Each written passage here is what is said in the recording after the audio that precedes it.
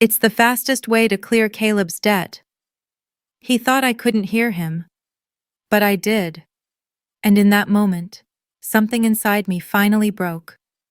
My name is Diane Carter. I'm 27 years old, working as a cashier at Cub Foods in Minneapolis. I worked nights, weekends, whenever extra hours were available. My sleeves were usually rolled up, my mind always calculating how many more dollars I needed for the down payment on a small condo. Every shift, every saved dollar felt like another brick in the foundation of the security I was trying to build. And then there was Caleb Carter, my 30-year-old brother. Caleb was charming, imaginative, and completely reckless with money. He never had savings because whatever he earned disappeared almost immediately, usually poured into the next big idea that collapsed before it ever had a chance to work. While Caleb was digging himself deeper into financial trouble, my parents saw his chaos as something noble, an entrepreneur struggling on the path to success. Meanwhile, they viewed my stability as something entirely different, a resource. In their eyes, my savings weren't really mine. They were simply money waiting to be used whenever Caleb's latest disaster demanded a rescue. That was the true root of the problem. Our family dinners were usually quiet, which made the moment I overheard my father stand out so sharply. Robert Carter leaned toward my mother, Megan, lowering his voice just enough to think I wouldn't hear. He glanced in my direction, certain I was paying no attention. The subject of his whisper was my savings. "We'll just use her condo fund," he said casually. "It'll solve Caleb's problem before the deadline. She doesn't need the money right now." The fork in my hand stopped halfway to my mouth. They kept talking as if nothing had happened. My mother calmly agreed, discussing how they could liquidate the savings I had spent years building for my condo, just to cover Caleb's newest financial disaster. There was no hesitation, no conversation with me. Every overtime shift I had worked, every sacrifice I had made, had quietly been converted in their minds into a family emergency fund. A cold knot of betrayal tightened in my chest. They weren't discussing money. They were discussing ownership of my life. But part of me wondered why I was even shocked. In their eyes, what had my money ever really been for? I had always been the responsible one, the one who stepped in when bills were overdue, the one who signed for small loans, the one who filled whatever financial gap appeared at the last minute. My reward for this exhausting role was simple: silence and the temporary disappearance of whatever crisis I had just patched. Caleb, on the other hand, was treated like the struggling son who simply needed more time. No matter how large his debts became, my parents shielded him from consequences. His mistakes were framed as learning experiences. My responsibility was simply expected. The imbalance in love and expectation was impossible to ignore. Slowly, it became clear that my dreams meant nothing in that equation. The condo I was saving for, the independence I was building dollar by dollar, didn't truly exist in their world. They saw me only as an extension of their ability to manage Caleb's endless financial disasters. That quiet conversation at dinner confirmed it. To them, my savings weren't my security. They were family property. But what happens when the responsible one finally gathers the courage to say no? Saving money was never a burden to me. It was almost an art form. I treated every dollar as if it mattered. Budgets weren't restrictions. They were blueprints for freedom. I clipped coupons like a strategist and volunteered for extra shifts like someone running an experiment. Each saved dollar was another brick. Each balanced spreadsheet, another wall separating my past from the future I wanted. I wasn't just saving money, I was building safety. That condo represented more than a place to live. It meant ownership of my life, a space where my decisions mattered more than anyone else's expectations. My family didn't see it that way. To them, my discipline looked like stinginess. But to me, self-reliance was the most beautiful thing I had ever created. It was a quiet act of rebellion, a private dream built on the simple idea that one day my life would truly belong to me. "Honestly, Diane," my mother would say, shaking her head, "you're too strict with money. You work so hard. Why won't you enjoy it? Spend a little." The very discipline that was building my future had somehow been turned into a flaw. My self-control disappointed them. Meanwhile, when Caleb burned through his paycheck on a spontaneous trip to Las Vegas, it wasn't treated as a failure. It was framed as personal growth, an adventure, a lesson learned. My parents wrapped his recklessness in a protective layer of sympathy, while I was judged by a standard of flawless responsibility. The double standard didn't just hurt, it weighed on me. Their expectations followed me everywhere, like an invisible backpack I could never set down. My careful determination was labeled selfishness. Caleb's irresponsibility was met with endless patience. The question that slowly began to form in my mind was simple. How long can one person carry everything before they finally break? My life became a cycle of discipline. I prepared simple, inexpensive meals not because I enjoyed them, but because every dollar mattered. I rode my bike to work through rain and snow, stacking overtime hours that felt like gold deposits into my savings account. When my cashier shift ended, my second shift began. I didn't watch television. Instead, I studied tenant laws and basic real estate investing late into the night on my tiny laptop. I wanted to understand every document before I ever signed one. If I was going to buy a home, I wasn't going to be cheated. No one applauded that effort. My parents saw only the absence of spontaneity, never the relentless focus behind it.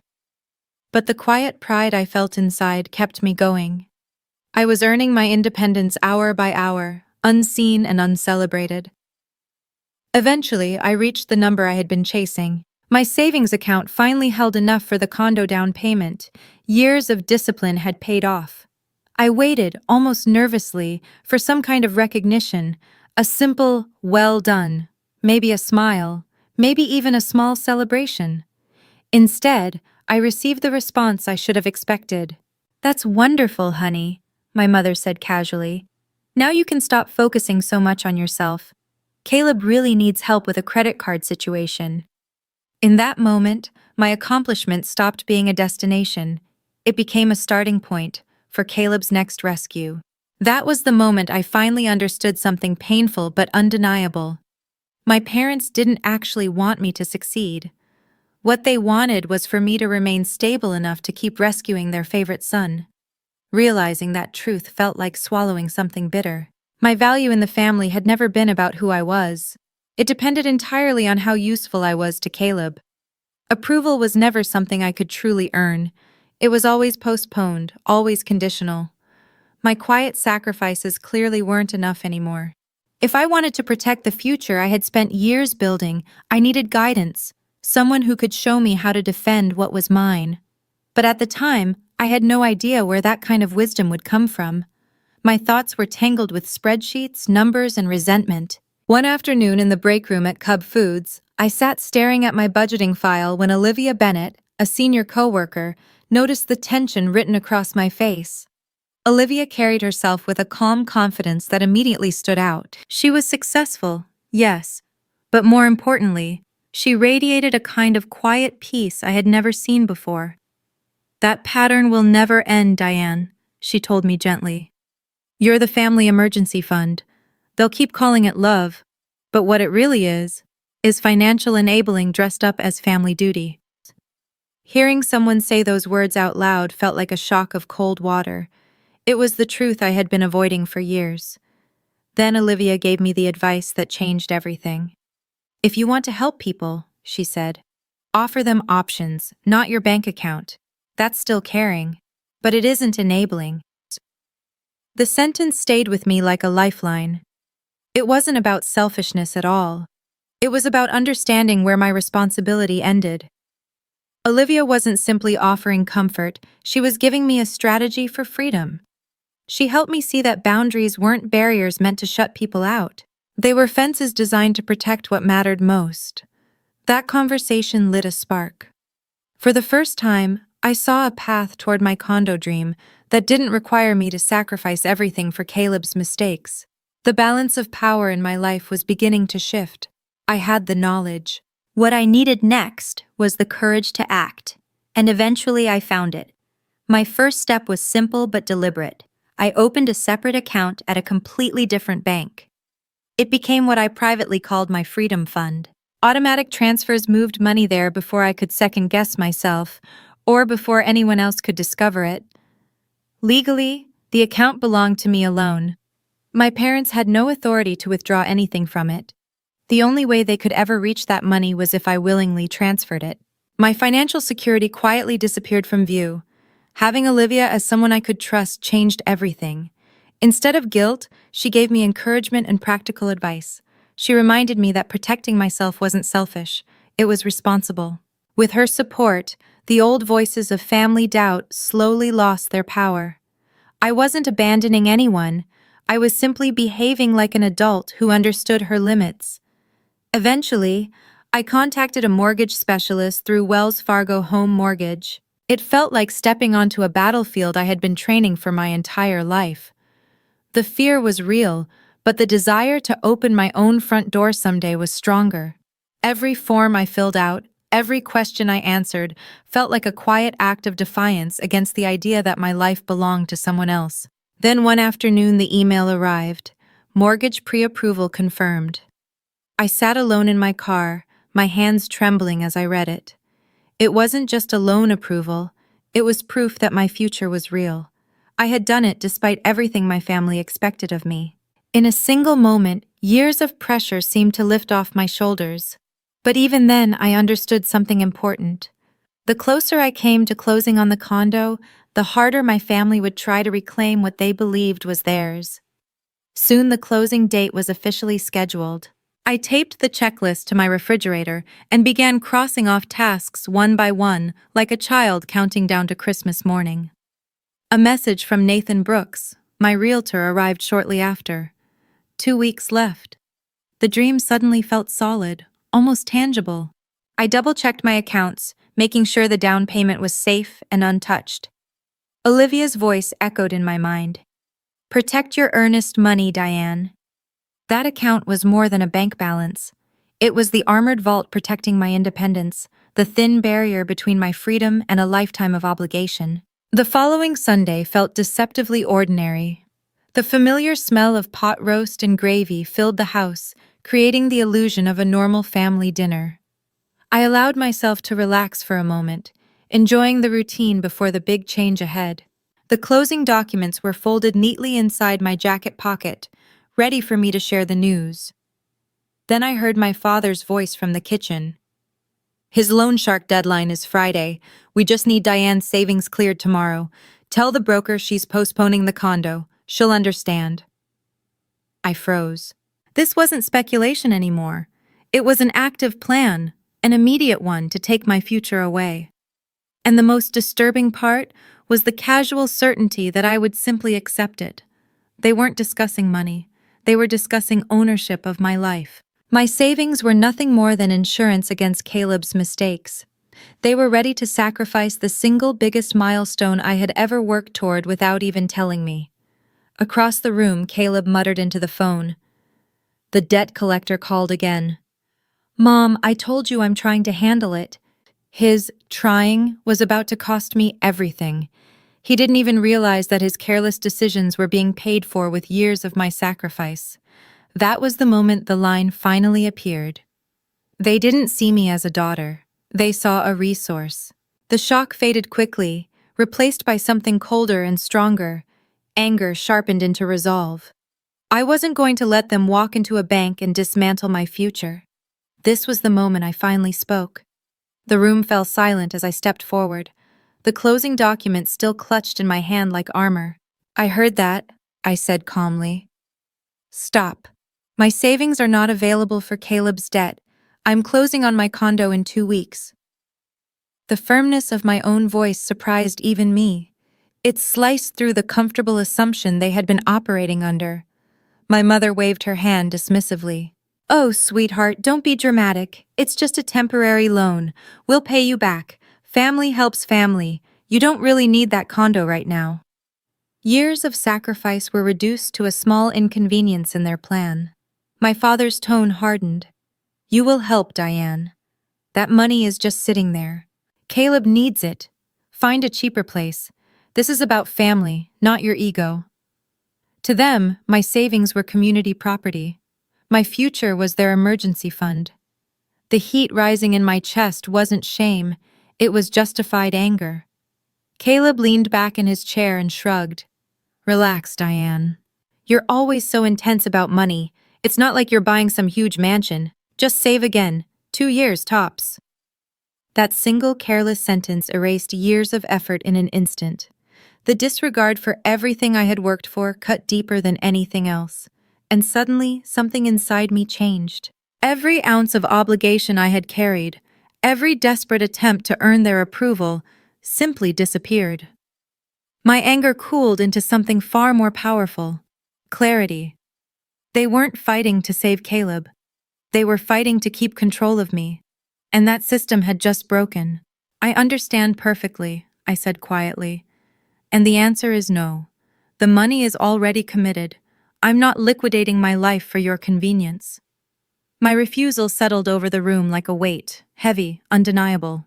For the first time in my life, the money I had worked so hard to earn was no longer something my family could freely draw from. It had become a shield instead of a supply. You can't speak to your mother that way, my father, Robert Carter, snapped. We raised you. You owe us. But in that moment, I understood something clearly. The debt they believed I owed had already been paid. Years of fixing problems that weren't mine, years of stepping in whenever a crisis appeared, that chapter was over. What remained now was distance. Polite, firm distance. The room crackled with quiet anger. Diane Carter had refused another rescue mission. Emotionally, everything felt shattered, but financially, my future was finally safe. The humiliation and rejection of that moment had become the final push I needed to claim my independence. I want to be absolutely clear, I said steadily. My savings belong to me. They are already legally committed through a binding purchase agreement. I will not fund another bailout. The word legally became my armor. It shifted the conversation away from guilt and emotion and placed it firmly on the ground of fact. You're talking nonsense, my mother, Megan Carter, shot back. Caleb is your brother. We are your parents. This condo idea is over. Call your broker and cancel it. They didn't see a daughter making a decision about her own life. They saw someone refusing to obey. Caleb shrugged from his chair. Just tell them you lost your job or something. It's not a big deal. The casual way he suggested committing fraud to solve his problem confirmed everything Olivia Bennett had warned me about. He didn't just want my savings. He expected my integrity as well. My entire identity was supposed to collapse conveniently whenever he needed it to. No, I said firmly. I spent years building this. You spent years rescuing him. I'm taking responsibility for my own life. It's time Caleb takes responsibility for his. This wasn't revenge, it was survival. I was drawing the final boundary between my life and their chaos. How can you be so heartless? My mother demanded. This is what family does. Diane will destroy this family. The manipulation was suddenly obvious. Real love sets limits. False love demands sacrifice without end. I've already offered solutions, I replied calmly. Caleb needs job training, not another cash transfer. My decision is final. That money is now a down payment. In that moment, I finally understood something simple. If I kept feeding the cycle, it would never stop. Giving them money today guaranteed they would come back tomorrow. Teaching them to solve their own problems meant I could finally walk away. Their accusations of selfishness echoed behind me as I left the house. It was the hardest thing I had ever done, but I walked away with my future intact. I chose my dream over their control. I chose independence over manipulation. I chose myself. The silence inside my car afterward felt overwhelming. The price of my freedom was painfully clear, the fracture of my family. Tears blurred my vision as I drove away, not for the life I had chosen, but for the family I had always wished existed. Still, I was driving towards something real, the condo I had earned. I sent a quick message to Olivia Bennett. I did it. I protected the savings and refused the bailout. The biggest battle had been fought, but I knew the war wasn't over. My family wasn't going to quietly accept losing their personal emergency fund. My phone started buzzing constantly. Calls, messages, panic replacing anger. I muted the device, feeling the cold certainty of what was coming. The next week would be brutal. The emotional manipulation had only just begun. I had secured my finances, but the real question remained: could I withstand the psychological pressure that would follow? The closing date was approaching, but the emotional cost was still unfolding. A few days later, we gathered again. The tension in the air was thick with unspoken threats. They thought this meeting would break my resolve with guilt. They were wrong. I arrived prepared. "I brought documentation," I said calmly. "Your loan request is denied. My finances are no longer liquid." I placed two papers on the table: the signed purchase agreement and the receipt for the earnest money deposit. "Irrevocable," I added quietly. "Final." My father stared at the documents in disbelief. "What is this? You signed this after we told you not to. You used our family's money for that tiny apartment." He didn't see the years of work behind those papers. All he saw was his control slipping away. "It's not final, Dad," Caleb Carter interrupted quickly. "She can still back out. She'll lose the earnest money, but what is it? A couple $1,000s? Worth it if it saves my credit." His dismissal of the $5,000 deposit, months of sacrifice for me, was his final display of entitlement. In his mind, my losses were simply part of the system. My mother's voice softened, turning manipulative. "Diane, please think about us. You're breaking your father's heart. We need this. You're doing this just to hurt us." I looked back at them without emotion. I was fighting for survival, but somehow they had managed to make the situation about their feelings. "I'm not trying to hurt anyone," I said quietly. "I'm doing this because I'm the only one here who works consistently. The condo purchase is moving forward. My money is gone." The silence that followed was deafening. It sounded like a system collapsing. The worker had left the hive, and suddenly the entire structure was unstable. My independence wasn't just inconvenient for them, it was catastrophic. The family emergency fund had closed. For the first time, Caleb looked frightened. His personal ATM had walked away. I won that confrontation because I stayed focused on facts instead of emotion. The signed contract was undeniable proof that my future finally belonged to me. I walked out of that house and into the life I had fought to build. The financial war was over, but the emotional war had only begun. On the morning of the closing, the silence from my family felt more unsettling than any argument. I drove alone, my heart racing, half expecting a last-minute attempt to sabotage everything. Years of acting as the family safety net had trained me to believe my happiness was somehow selfish. But the moment I stepped into the title office, the atmosphere changed completely. It was the opposite of home. Nathan Brooks, my realtor, greeted me warmly, and Olivia Bennett was already there waiting. She pulled me into a quick hug, strong, reassuring. It wasn't the family I was born into, but it was a family I had earned. They had seen my struggle, and instead of exploiting it, they were there to celebrate my victory. "Diane, I have to say, your financial discipline is remarkable," Nathan Brooks said as we sat at the closing table. "You're only 27, and you managed to buy this place entirely on your own. That takes real determination." Hearing those words from someone outside my family struck me harder than any criticism I had ever heard from my mother. For the first time, someone acknowledged the effort behind the numbers, not just the money itself. "You didn't just buy a condo," Olivia Bennett added softly. "You bought your freedom from a cycle. You bought the right to say no without feeling guilty." That was the true emotional peak of the journey. Olivia had captured what had actually changed. I was no longer tied to their fear, their debt, or their expectations. When I signed my name on the final document, the moment felt larger than a legal transaction. Each stroke of the pen was its own declaration of independence. The condo would belong solely to Diane Carter.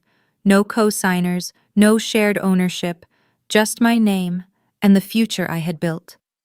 Nathan slid the keys across the table.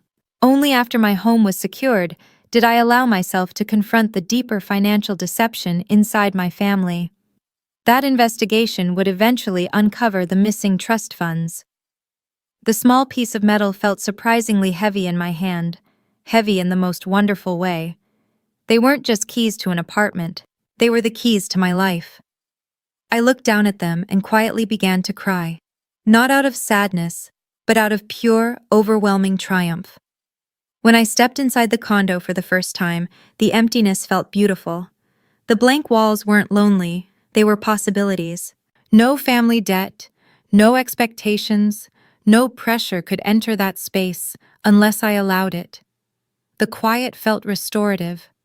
For the first time in my life, I had a place that was truly mine. My parents wanted me to understand how much pain my decision had caused them, but all I felt was the steady, unbreakable peace of independence that had been earned. The greatest revenge wasn't harming them, it was succeeding without them. I had the keys now, and with them, I was ready to close the door on my past.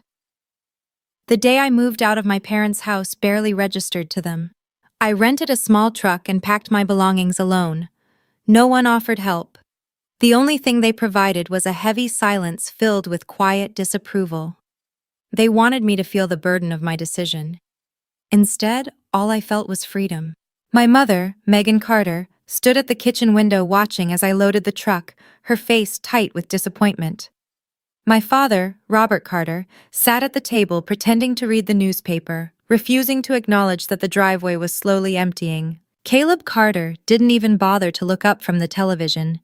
To him, my departure was just a minor inconvenience to his routine. I paused briefly in the doorway of my old bedroom. All the years of striving for approval, working harder, sacrificing more, had happened in that room. The moment felt strangely bittersweet. I wasn't leaving a home, I was leaving a prison built from obligation. "Don't bother calling until you change your mind," my mother said sharply behind me. "Caleb might lose his car this week. You could have fixed this." Even now, she still saw me as the solution, the financial bandage for every crisis. "Caleb is responsible for his own car," I replied quietly. "Goodbye, Mom." There was no hug, no goodbye wish, only the sharp click of the truck door closing. That moment confirmed what I already knew. This wasn't a temporary break, it was a necessary separation.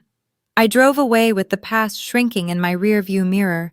The road ahead felt wide, uncertain, but free of the debts and expectations that had weighed me down for so long. My success carried a quiet sadness for the family I had lost. But the condo represented the family I had saved, myself. For the first time, I was the sole owner of my space, my silence, and my future. The stillness inside my new apartment felt cleansing. The empty rooms weren't empty at all. They were a canvas waiting for a life I would finally paint with my own choices. I owed that realization largely to Olivia. She had shown me that the real power in life doesn't come from money, it comes from boundaries. The revenge wasn't punishing them, it was thriving without them. With that door closed, the story of the past ended. Now the real resolution could begin. The guilt tactics had failed. After that came silence, and eventually, the inevitable pleading. I realized there was still one final thing I needed from that house: closure. When I returned, I didn't come back as their daughter. I arrived as someone delivering a final reckoning. "Diane, thank God you came," my mother said immediately. "We need to talk. Caleb is about to lose everything. You can still transfer the down payment." The same script again, the same manipulation. But this time, I was holding the pen that would write the ending. "Let's skip the begging," I said calmly. "You keep saying I owe you, that I'm responsible for helping my brother, but what if I told you I don't owe you anything?" My mother's face drained of color instantly. She knew exactly what I meant. The debt of truth. "Do you remember the safe deposit box you forgot to close?" I continued. "The one I handled after Grandma passed away?" I placed 2 documents on the table. "You should have destroyed these." The first was an old handwritten letter from my grandmother. The second was a sealed medical report. There was another truth buried in those papers. My grandmother had left a trust fund for me, worth $150,000. "The file is a paternity test," I said quietly. "It confirms what Grandma wrote in her letter." I looked directly at my father. "Caleb is not your biological son." The room seemed to shatter in silence. Caleb stared at me in confusion. My father slowly turned toward my mother, his face draining of blood as the truth settled in. "It was a mistake," my mother stammered. "We agreed years ago we would never talk about it again. Don't do this, Diane, you're ruining him." Her panic wasn't about protecting my father or Caleb. It was about the collapse of the lie she had built her entire life around. I looked at my brother. "So now you understand why you were always the favorite," I said quietly. "Not because you were better, but because you needed protecting. All that enabling wasn't love. It was guilt pretending to be unconditional parenting, and I was the convenient excuse." I turned back to my father. "All those years you believed you were supporting your son. You weren't." Then I spoke the truth that had lived in my chest for decades. "You made me pay for his failures." My father's identity, the devoted father sacrificing for his struggling son, collapsed in that instant. The focus of the entire room shifted from me to the secret that had created everything. "So no, Mom," I said calmly. "I'm not sacrificing my future for Caleb's past. I don't owe you anything." Then I added quietly, "If anything, you owe me decades of honesty." Caleb's voice broke the silence. "Is that true, Mom?" he demanded. "You lied to me my entire life? Why wait until everything was destroyed to tell me?" The secret that had been meant to protect him had now turned against him. The guilt had finally landed where it belonged. I didn't stay to watch the aftermath. I walked out, leaving 3 shattered people behind me. The years of obligation were over. The condo was my physical freedom. This truth was my emotional freedom. The revenge was complete. My father, betrayed by his wife's lie and abandoned by the son he had protected, stood in the ruins of the life he believed he had. He had sacrificed the loyalty of his real daughter to defend a secret about the child who was never his. "Don't touch me," he said to my mother, his voice shaking. "You let me live a lie. You made me a fraud." In one moment, my mother lost both her husband and the son she had protected for decades. The cost of maintaining that lie had finally destroyed the entire family. I had won. I had the condo. I had the truth. I had my freedom. But the silence in my car afterward felt heavy, not triumphant, but lonely. Revenge may be satisfying, but it carries its own kind of emptiness. I was free, and completely alone. But the past was finally closed. The family I once fought to keep was now just a memory. What remained ahead of me was a life built on honesty and self-respect. The space in my heart, once filled with the desperate need for approval, was now occupied by something far stronger: self-worth. The greatest lesson was simple: never allow someone else's shame to become your responsibility. My independence was the true victory. The condo itself was just walls and concrete. The peace I gained was priceless. After I walked away, the destruction I left behind continued to ripple through the Carter family. The truth had shattered everything. But what happened next to that broken system? Did Caleb Carter finally face the consequences of his actions? And could I ever rebuild something with the one person in that house who had also been a victim of the lie, my father? A message from Caleb appeared on my phone not long after. "You'll lose the rest of it." It was a final attempt to regain control. For years, he had manipulated our family using chaos and guilt. Now he was trying one last strategy, threatening both my money and my fragile relationship with Robert Carter. Emotional manipulation had failed, so he turned to intimidation. But I wasn't the same person anymore. I had already initiated legal action. I didn't need Caleb's cooperation to proceed, but I did want the complete truth before my attorneys finalized the case. He requested a meeting. He would get one. But it would happen on my terms. I replied with a short message. "Public place. Tomorrow at 10 a.m. No mom. No dad. No negotiation. Send the location." There was no question in my text, only instructions. The balance of power had shifted, and Caleb understood it. His attempt to control the situation had collapsed. At this point, he was simply a source of information. Still, I knew I was stepping back into dangerous territory. But this time I wasn't walking in defenseless. I chose one of the busiest cafes in downtown Minneapolis. The crowd guaranteed safety. When Caleb arrived, he looked worn down, but still carried that familiar smirk, the faint twitch of arrogance that had followed him his entire life. He was still pretending to be the victim. I didn't stand to greet him. I didn't even say hello. I simply gestured to the chair across from me. 2 minutes. He sat down and began immediately. Diane, thank you for meeting me. I know you're angry, but everything I did was for your own good. Mom and Dad were going to destroy you. The same routine as always. Shift the blame. Pretend to be the hero. I said nothing, letting the silence stretch while waiting for the real reason he had asked to meet. Eventually it came. There's more money, Caleb said quickly. Dad knows where the original inheritance vault is. He kept the key. If you prosecute, he'll destroy everything. A classic final move, introducing a dramatic secret that couldn't be verified. He was trying to bargain for immunity with a story. Caleb, stop, I said calmly. You sent that letter hoping to provoke me. It didn't work. Legal proceedings are already underway based on your written confession.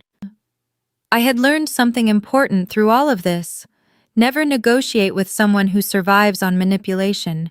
I had the truth. He had nothing but threats. But Dad will go to jail, Diane, he protested quickly. You can't do that to him. He wasn't involved. It was Mom and me. He was forced into it. Now he was aiming for the only emotional weakness he thought I still had, my relationship with my father. But something had changed there too. My father had already made his decision. That's for the lawyers to determine, I replied. I have your confession. Your only option now is full documented restitution. He wanted emotion. I responded with contracts. That was the only language I spoke now. This isn't over, Caleb spat, frustration breaking through his mask. You think you won, but you destroyed this family. You're just as toxic as the rest of us. His defeat didn't arrive quietly. It exploded in anger. But I simply let him shout. His rage was the sound of the old system collapsing around him. I had already stepped outside of it. Choosing self-preservation over family destruction wasn't toxicity, it was sanity. Without another word, I stood up and left the cafe. That quiet exit was my final statement. The door to my past closed behind me. Meeting complete, I texted my legal team. Caleb confirmed both parents' involvement in the trust fund theft. Proceed. With that message, everything was finished. I had recovered every dollar that mattered. But the real victory wasn't financial. It was the peace I had found inside my own life. The chaos of the Carter family had become nothing more than a painful story from the past. Now I could finally move forward. Across the city, in the house where the lie had lived for decades, my father sat quietly with the legal papers spread across the table. He looked at them, then at my mother. The truth had finally become impossible to ignore. For years he had believed he was protecting his family by staying silent. But now that silence was destroying the one person who had truly deserved his protection, his daughter. The house felt eerily quiet, but it wasn't peaceful. It was the silence of a family collapsing under the weight of its own lies. My mother tried desperately to regain control, whispering, pleading, shifting blame from one person to another. But for the first time in decades, my father saw her clearly, not as the woman he had defended, but as someone terrified of losing the narrative she had built. He realized something painful. Continuing to protect her meant losing me forever. The choice in front of him was no longer between his wife and his daughter. It was between the truth and the lie. Caleb's threat about the hidden inheritance vault had forced his hand. My father walked past my mother without another word and left the house behind. 20 years of cowardice ended with that single decision. He drove to a public phone booth and called Laura Mitchell, my attorney. The debt he owed me wasn't financial. It was moral. He confirmed everything, the theft, the manipulation, the truth behind the trust fund. He didn't ask for forgiveness. He simply chose accountability. By the time I heard the news from Olivia Bennett later that day, the final piece of evidence had already been submitted. My father had become the witness that ended the case. That moment marked the true end of the Carter family's deception. But the revenge I had once imagined was never about watching them suffer. It was about the peace I had found for myself. The legal battle would now continue through the lawyers. My role in the fight was finished. I had chosen my freedom over their chaos. For years I carried the weight of their problems as if they were my responsibility. Now that weight was gone. Freedom, I realized, doesn't mean life becomes easy. It means their problems are no longer yours. Standing up to my family had been the hardest decision of my life, but it was the only one that finally allowed me to breathe again. And the greatest victory wasn't the lawsuit or the money. It was knowing that my grandmother's legacy had been restored. The stolen funds were being returned. The truth had been reclaimed. For the first time in my life, I was no longer the victim of the Carter family story. I had become the one who ended it. My father and I weren't healed completely, but we had begun. For the first time in years, he had chosen accountability instead of comfort. It was the first genuinely selfless decision he had made in a long time. He was willing to face the consequences. And that was the only kind of relationship I was willing to build now. Not based on guilt, but on truth. Several weeks later, the final documents arrived. The restitution had been completed, and the civil case was officially closed. The long, exhausting conflict that had once defined the Carter family was no longer active. It had become a closed chapter. I had recovered everything I had fought for, my money, my home, and perhaps most importantly, the silence of a past that no longer controlled me. My condo was no longer just a place to live.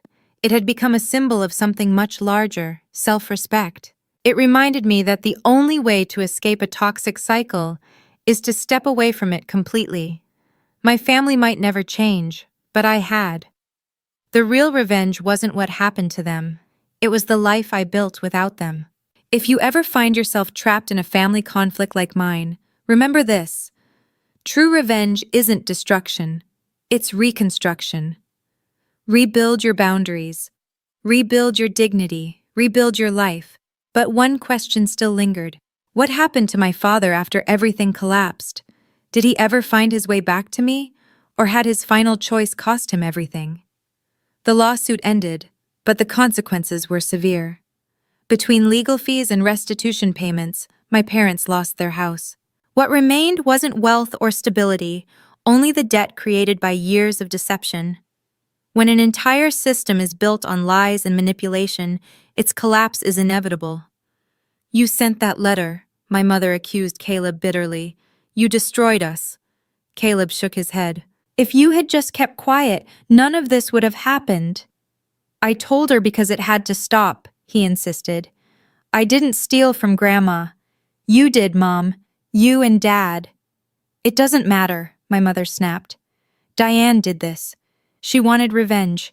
She never cared about us. She was never really one of us, always so self-righteous." Even in the aftermath, they clung to the same pattern, deflecting responsibility and blaming the one person who had demanded honesty. "Where is your father?" my mother finally asked. Caleb shrugged. "He left, walked out. He chose her." My father had gone into isolation. He needed distance from the chaos to face the truth for himself.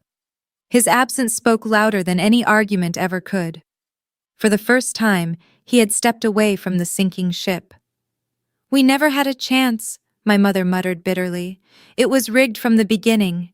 But they still refused to see the real problem, their own entitlement and deception. Instead of confronting the truth, they blamed the exposure of it.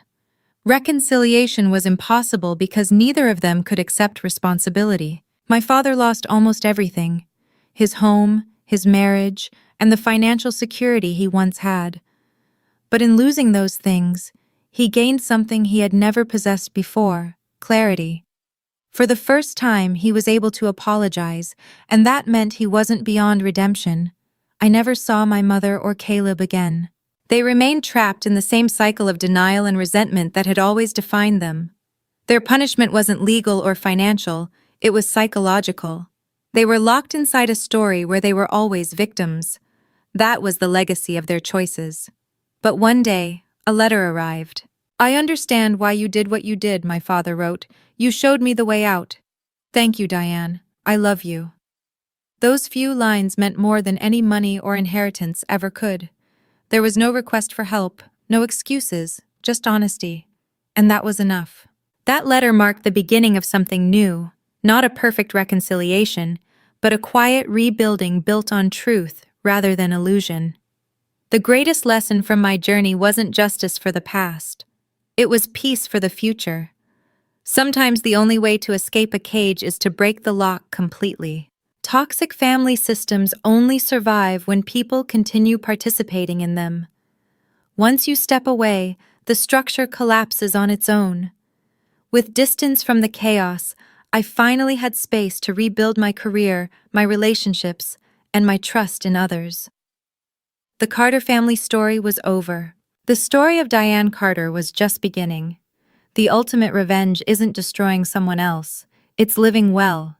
And the ultimate peace comes from knowing that you chose your own ending. While my father slowly moved toward accountability, my mother and Caleb remained trapped in their cycle of blame. They never understood that consequences aren't punishments, they're simply reality. Their story ended in chaos. Mine ended in quiet strength. Over time, my father and I began rebuilding our connection, slowly, carefully, often through short phone calls. It wasn't the same relationship we once had, but something new built on the truth he had finally chosen to face. He never asked for money or help, only for understanding, and strangely enough, that small request meant more to me than any inheritance ever could. The last I heard, Caleb had moved to another state, still convinced he was the victim of the entire situation. He would likely spend the rest of his life searching for money and someone else to blame, but he would never truly be free. My mother stayed behind in the ruins of the life she had built, still trying to manipulate anyone who would listen. But the audience had disappeared. Without people to control, her performance had lost its power. She was left alone with the consequences of her own decisions. I fought for my independence, and I won. If you're struggling to break away from something similar, remember this. Your peace is worth fighting for. Your story belongs to you. I recovered my inheritance, yes. But what I truly gained was my future. Diane's journey proves something powerful. The greatest revenge is radical self-respect. What do you think was the greatest emotional cost of her victory? And for more journeys of people who turned betrayal into strength. My family taught me the meaning of betrayal, but they also taught me the value of boundaries. Distance allowed me to see their behavior clearly, without the distortion of guilt or obligation.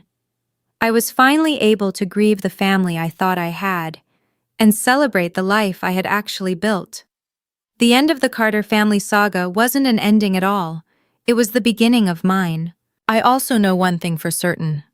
I didn't win this battle alone. Olivia Bennett wasn't just the legal expert who guided me through the process. She was the first truly honest ally I had allowed into my life in years. Her support became the armor that helped me survive the emotional warfare my family had created. "You did the brave part," Olivia told me once. "You stood up for yourself. I just handled the paperwork. This victory belongs to you and to your grandmother." She reminded me that family isn't defined by blood. It's defined by mutual respect and protection. And I finally learned something that changed everything. Choosing people who recognize your worth is far more powerful than fighting those who refuse to see it. Friends who had known me before the Carter chaos reappeared in my life. They became the emotional support system that helped me rebuild. Real healing doesn't happen alone. It happens with people who refuse to let you fall. That support helped me move forward, not just surviving, but truly living. I did recover my money, yes, but the true wealth I gained had nothing to do with the balance in my bank account. The real investment I made was in myself: therapy, firm boundaries, and the courage to remove the toxic influences from my life. The calm inside my condo was worth more than any trust fund could ever offer. That space belonged entirely to me, untouched by their manipulation or lies. I had finally moved forward. The anger that once consumed me slowly faded, replaced with a quiet pity for those still trapped in the endless cycle of blame. Even my father's late decision to tell the truth became an opening for something new. I had discovered the road that leads from revenge to healing. One door had closed on my past, but another had opened wide toward my future. The biggest lesson was simple. Never wait for a toxic family to change. Change your environment. Change yourself. That's how you win. Do you think Diane should have tried harder to reconcile with her father? Tell the financial chaos finally gone. I poured all the energy I had reclaimed back into my career. I launched my own consulting firm, the Carter Project. The name was deliberate.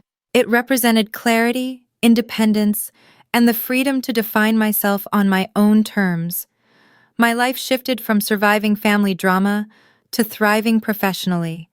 Success became the most powerful and most beautiful form of revenge. Every deposit in my business account felt like proof of my resilience. The money I recovered from the family trust didn't make me wealthy, but it gave me security. Financial independence meant I would never again depend on a family that could be manipulated or bought. I replaced anxiety with structure, chaos with routine. These quiet habits became my protection from the past. The empty space once filled with guilt slowly filled with peace and self-acceptance. My father and I spoke occasionally, short conversations, careful and focused on the present. He never mentioned Megan or Caleb.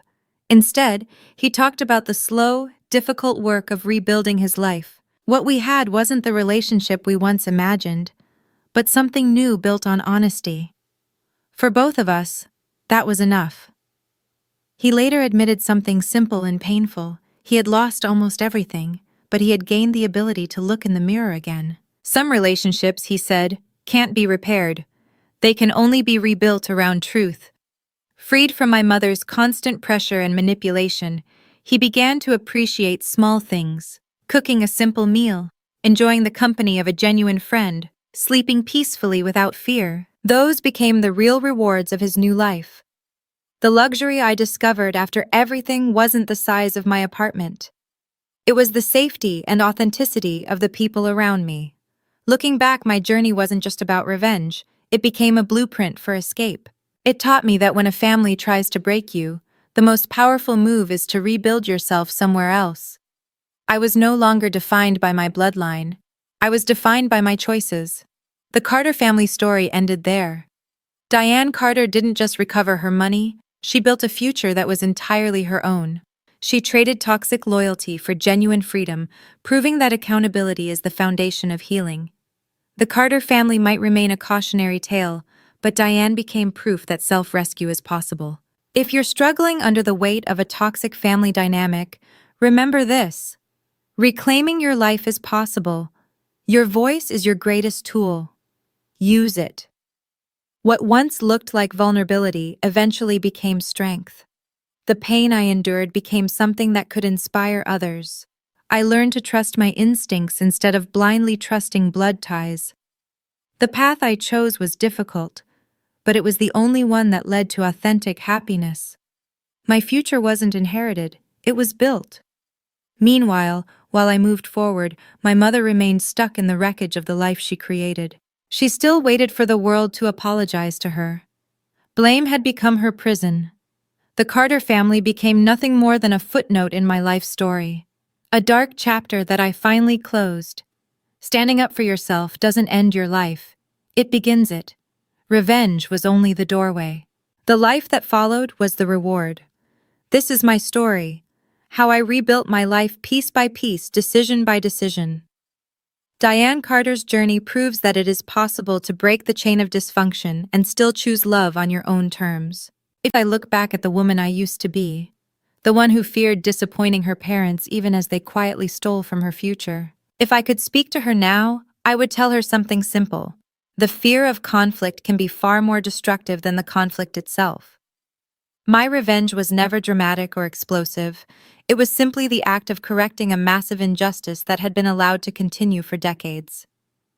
I didn't destroy my family. I only refused to let them destroy me any longer. The Carter family narrative is finished, but the Carter Project is only just beginning. I never spoke to my mother or Caleb again. The silence between us became the final consequence of their choices. It wasn't hatred. It was the quiet acknowledgement that the relationship had ended long before I walked away. Eventually, I accepted something difficult but freeing. I couldn't save them. I could only save myself. Caleb drifted out of my life entirely, still searching for someone else to blame for the wreckage he created. The tragedy of his story was simple. He never learned to connect his suffering with his actions. He remained trapped inside the same victim narrative he had built years ago. My mother lost something even more powerful: her audience. Without someone to manipulate or control, her influence disappeared. Her punishment wasn't financial or legal. It was the quiet realization that she no longer had power over anyone. The true emotional cost of my victory was accepting that the family I needed had never really existed. I had to let go of the illusion of belonging. But what I gained in return was far more valuable: unconditional self-respect. I traded a false family for genuine freedom, and that decision defined the rest of my life. My father's effort was modest, but it was sincere. He was the only one who showed a real willingness to rebuild something based on truth. What we had now was not a perfect reconciliation, but a quiet, careful rebuilding, one that focused on the future rather than the past. The most powerful tool in my journey wasn't the lawsuit. It was the boundary I created. No contact meant no vulnerability. It ensured that no one could ever hijack my life again. My freedom was something I enforced myself, financed myself, and protected without compromise. Sometimes I stood at the window of my condo, looking out over the city. To me, that skyline represented possibility, limitless and open, untouched by the shadow of my childhood home. Every achievement I reached from that point forward existed because I had chosen courage over fear. The old family ties had cooled, but my new life was alive with energy. My real family was no longer defined by blood but by shared values. Olivia Bennett, my friends, and even the quiet phone calls with my father. Those relationships were the inheritance that truly mattered. Through everything, I learned something essential. No one is obligated to accept the label of family when the behavior behind it is destructive. The Carter family chapter had closed, but my healing journey continued. Therapy became part of that process, not to erase the past, but to make sure I never repeated its patterns. Revenge may have been the spark, but building a healthy life afterward was the real mission. If the people who hurt you happen to share your last name, you still have the right and the responsibility to close that chapter. Don't let guilt drag you under like an anchor. Stand up for your life, even if you have to stand alone to do it. Diane's freedom was earned through honesty. Meanwhile, Caleb and Megan remained trapped in the prison of their denial. They were still serving the sentence they created for themselves. I found peace. They found only the echo of their resentment. The Carter name no longer defined me. It had become nothing more than a legal label. My true identity had been forged in the fight for my self-worth. I was defined now by my healing, my boundaries, and the peace I refused to surrender. Truth had won. I had recovered my money. I had reclaimed my life. But the most valuable thing I gained was clarity. And that raises a bigger question. What about everyone else trapped in toxic family systems? Can they find the same peace? In my case, revenge served only one purpose. It cut the cord. But the real story began afterward, in the quiet daily decisions to choose health over chaos, truth over blind loyalty, and self-respect over obligation. That is the real victory. It's not just about winning a lawsuit, it's about winning your life. My mother and brother are distant memories now, and I'm grateful for the distance.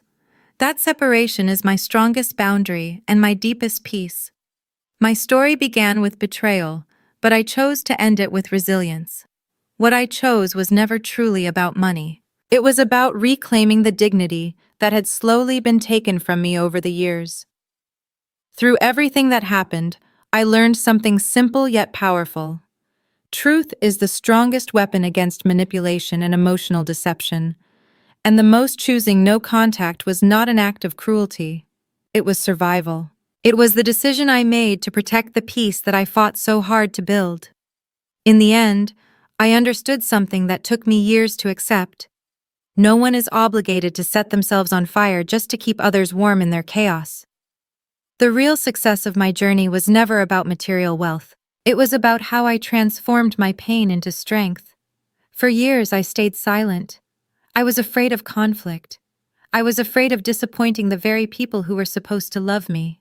But eventually, that silence turned into a voice. Fear slowly turned into courage. After everything that happened, there is a message I want to share with you. Your life is the most valuable asset you have. Protect it at all costs. Never allow your past to dictate your future. My journey was long and difficult, but it taught me lessons that anyone can learn from. These are the truths I want to share with you through my story. First, protect your peace. Your inner peace is not something you should ever compromise. I will never again sacrifice my mental health just to maintain the illusion of family harmony. Second, truth is the strongest weapon we have. Manipulation only survives in the dark. Stay aware, stay strong, and remember that you deserve respect. Third, setting boundaries is an act of self-respect. It protects you from toxic relationships and helps you reclaim control over your life. Fourth, financial independence is power. When you are financially independent, you are no longer forced to depend on people who do not respect you. Sometimes, financial independence becomes the strongest protection you can have. And finally, I realized that family is something we choose. Blood is simply biology. Real family is built on love, respect, honesty, and support. If those things are not present, you have every right to walk away in order to protect yourself. My healing journey has already begun. I was able to rebuild my life, and you can too. And now I would love to hear from you. Which of these lessons resonated most deeply with your own experience? Click on notifications.